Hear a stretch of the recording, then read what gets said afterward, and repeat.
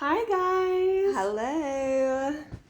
So today we're gonna talk about Harry and Meghan. Yeah, Again. yeah. They gave an interview on CBS, right, on a morning show.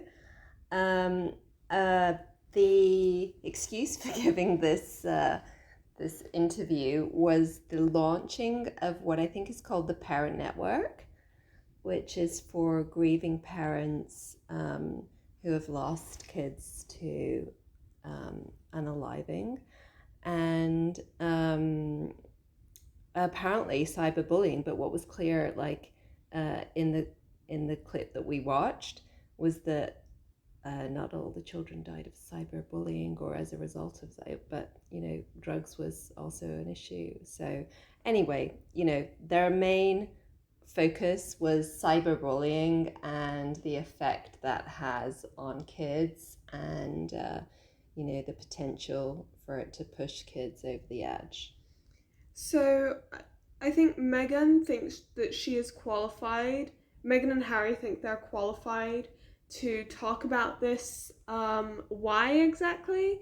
Because Meghan alleged that she was going through a rough time, when she was still in the royal family, right? Yeah, she was pregnant with Archie. Pregnant with Archie, and she was The correlation being that Princess Diana also admitted that she had suicidal thoughts when she was pregnant with William, I think, and wanted to throw herself down some stairs. So obviously, being the reincarnation of Princess Diana, she also went through a similar experience. Yeah, and I mean, it's like the car chase in New York. It's like you're like, if this is true, it's awful, but if it's not, then it's just awful for you to be piggybacking and like pretending that you're Diana in every which way. It's just so messed up. But anyway, that is not the point here. The point is that I don't feel like she's qualified. I didn't feel like Harry is qualified, more to the point, because he was saying that he didn't know how to deal with her thoughts and her issues. Yeah, so she had suicidal thoughts, and her bugbear is that the royal family didn't help her.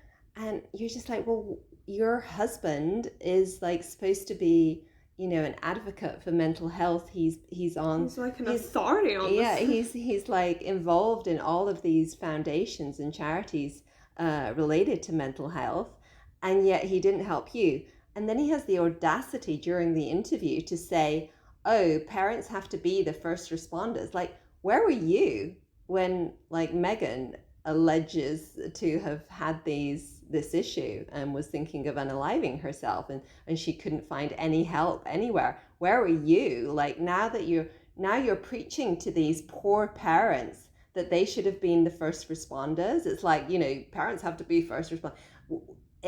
What does he even mean by that? The first responders are the people that arrive after the event. Like, he's talking about they need to know the signs. Well, no, first responders arrive after the event, and you're supposed to know the signs. Well, did you know the signs with Meghan? And what are these signs? If you're going to start preaching to people, at least inform them. If you have that information, what are the signs? What should people be looking out for? What should you have looked out for in Meghan? Meghan had Harry. She had her mother with her, who's also like a social worker. Do these, neither of them picked up on this. So anyway, yeah, they're piggybacking on this highly sensitive topic. They're preaching when there are parents sitting there who were not able to help their own children, and Harry's like, oh, you should be the first responders. It's just really jarring. And then for her to tell her story, smiling all the way through it, and kind of with this really weird gloaty face, saying that I've overcome it. And you're sitting next to parents who have lost their children, who weren't able to overcome it. It was just very jarring, the whole setup to I me. think it was also very, very awkward to watch because, first of all, you could tell that Harry was not at ease next to Yeah. Meghan. Like, do we think that they're still living together? I mean, I don't know. They look so miserable. the tension between them was awful. Like, he did not He's not look. allowed to speak when No. he's not given permission. So if he says anything out of whatever Meghan wants him to say, then that's it. Then they get home and he'll get it. Like, yeah, when he was do you saying think she has a whip at home? when he was saying that stuff about parents needing to be first responders, she was looking at him with the biggest level of disdain and disgust I've ever seen. Like, her face while he was speaking was just shocking. And he didn't look at her once. Like, when like the interviewer said, "Oh, this is I can tell you don't really want to go into this, but and I can see you reaching for your husband." Yeah, while she was talking about her suicidal thoughts, had her hand on Harry, but Harry was like leaning away from her, not looking at her, not taking her hand, which was like kind of bizarre, because if you have been through this together, if you are like advocates of mental health, and obviously if this were true, which like I'm just not 100% convinced that it is, you would be like more comforting to her. You would be like, yes, this is a really difficult thing for you to be open about. Take her hand, like, show compassion. No, he's the complete opposite. He's like leaning away from her. He looks like in agony, I would say. He's like, oh, are we going through this again? And she is like I do not believe for a second that she did not know that question was coming. Like, they're on a show about suicide, and what the interviewer is not supposed to bring up that she had a similar experience. Like, how weird would that have been? So like, for her to say I wasn't expecting it is just so phony, in my opinion. It So just like, and also the way she reeled off like what she said after that it felt very prepared to me. So I have a question. So in my opinion, this is like, it's this subject. I think we can all agree that we feel compassion for the parents of these kids. 100%. So I think that they have done this to kind of gain sympathy, because maybe they've realized that they're really unpopular, and so this is to kind of get in people's good books again. Absolutely. Yeah. Now, it feels disgusting. Yeah. Do you think, this is a question to you, Patty? Okay. I am becoming the interviewer here. Tell me, what do you want to... So, do you think that we could ever feel compassion for Meghan after everything she's done to the royal family? Indirectly, because obviously she's not saying I have done this to the royal. Yeah. But it's her Sussex squad. It's this. It's that. It's the jam. The like releasing American Riviera Orchard at like a time where the royal family was doing something important, like the piggybacking on events. Do you think we could ever feel compassion for her? I mean, of course you can feel compassion for somebody who is suffering. I just don't believe she is. Like, you see people when they're suffering. It's very hard to hide. I feel like Harry is like, we were saying this earlier, that he reminds me of Reek from Game of Thrones, because he just looks like in that awful tortured place.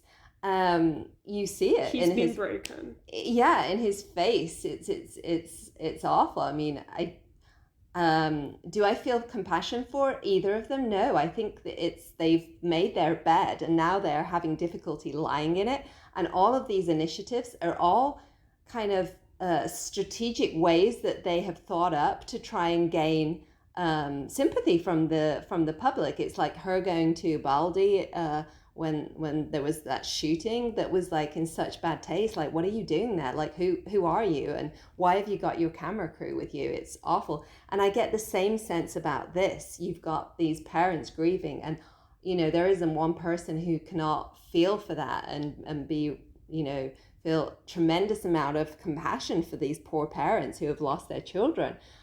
But for them to be there is just so like, it just feels like they're piggybacking on this grief and trying to like, have some of the public's compassion rub off onto them as well. And like, what are they actually doing? Like, what is their actual intention? So what I hear is that they're making this all about cyberbullying when it's not. And what do they mean by cyberbullying? They mean people talking online about them, really, and like, that they want to silence and shut down. So I think any unpopular like opinions about them. I think their agenda is censorship, basically. But whatever they do now is just a laughing stock. I don't think they could ever get in our good books. I mean, I think it's possible, but just not like this. Just, if they were ever to be authentic, sure. But they're like, nobody's buying what they're selling, basically. So our advice of the day is be authentic, guys. Yeah. Be authentic. Just let it all hang out. Whatever it is, just be yourself. Yeah. Because that's the best you could be. So that's all we're going to say for today. I hope you enjoyed this episode. And Prince Harry, the First Amendment is not bonkers, and we're against censorship. Like, we are allowed to have an opinion. We're allowed to be authentic even if you don't want to be. We're not for cyberbullying, obviously, but we find that the biggest trolls online are probably in the Sussex squad, who have been vile to Princess Catherine, in the last the year to date. So yeah. Okay, so please subscribe, comment, like, share, all of that, and we'll see you on the next one. Catch you next time. Bye.